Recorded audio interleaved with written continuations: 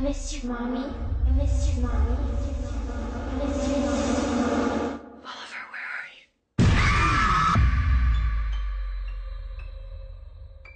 Hey guys, so I just walked in the door from seeing The Other Side of the Door. I didn't hear too much hype about this movie. A lot of you didn't even request it. No one actually requested it, I think. Correct me if I'm wrong, but I don't remember seeing any comments about it. I don't even remember watching the trailer. I watched the trailer for the second time yesterday, and I saw the whole movie today, so we're gonna chill here for a little bit and talk about it. First, I just want to say that it benefited me, the fact that I didn't hype this movie up in my mind, and I didn't really know much about it. I didn't hear anything about it. So I pretty much went in blind even though I'd seen the trailer. So I am going to be talking about spoilers in this review even though it is still out in theaters. I don't usually like to do that, but I feel like in order to have enough content to talk about in this review, I'm going to have to do that. Honestly, it's really not going to spoil the movie for you if you know the ending.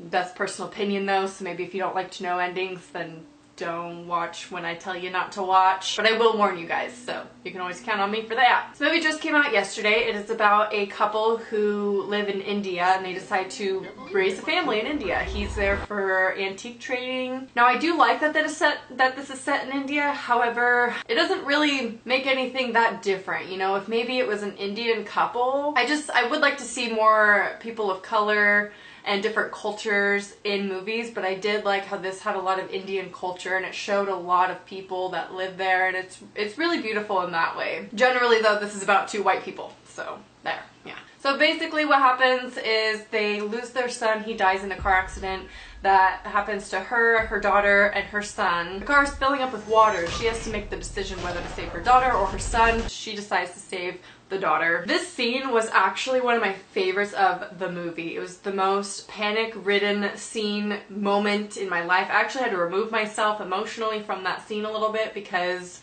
I'm a very empathetic person and I just felt too much emotion in that scene. I had to stop because I was feeling too much anxiety. So in that way, that scene was really beautiful.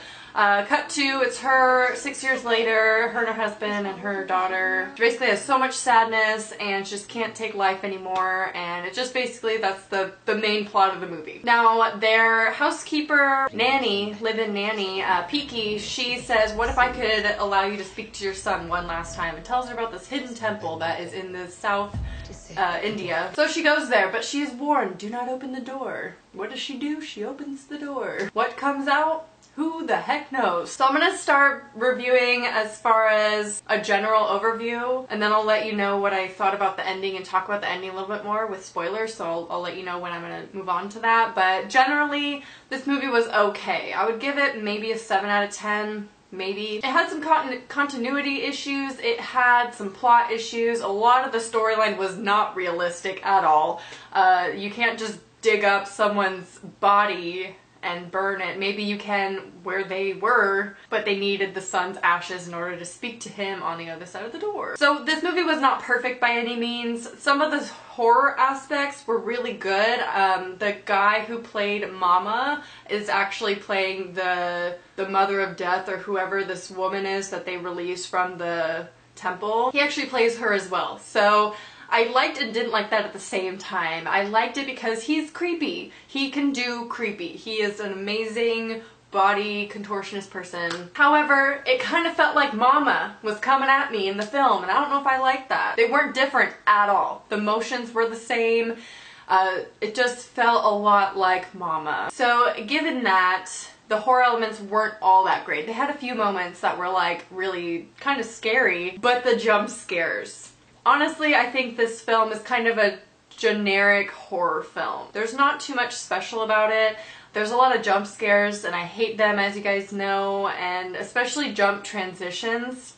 Don't even get me started. It's even worse when they never follow up with whatever we're supposed to be scared of, and it's literally a startle effect. I don't like that. So I'm going to talk a little bit about the ending and what I liked and didn't like about more of the plot towards the middle and end of the movie. So if you don't want to know what happens, then tune out now. So what I did like, I loved the very ending scene. We're just going to start with the ending. The mother ends up dying, which I think is really good. It's kind of a Stephen King-esque ending, and I love those. I love the sadder endings. But what ends up happening is the husband goes to this temple, and I'm not sure how he found out about it. I don't know who told him about it because Peaky had died earlier in the film, so I don't know who, how, or what. Maybe just common knowledge, I don't know. He goes to this temple and scatters his wife's ashes, and we see him trying to open the door as she's screaming, "No, no," and that's how it ends. So you don't really know if he actually opened the door, but it's kind of assumed that he did open the door, and then the mother would be then brought back as a creature, like killer thing, because they come back and they're not good people. They're not the same person. It's kind of like Pet Sematary. Just don't do it.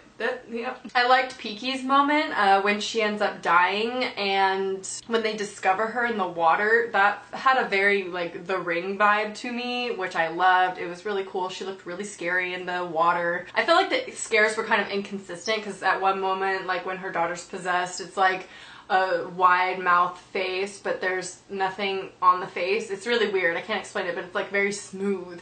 And then another scare, it's the son, but he's like decrepit and like rotted because he drowned. I feel like the scares were kind of like all over the place. The storylines were all over the place.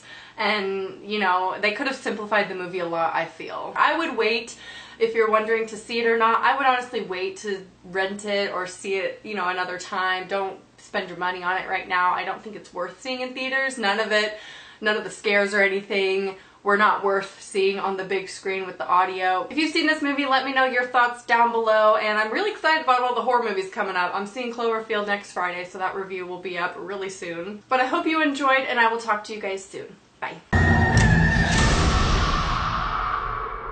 Let us leave to the fort.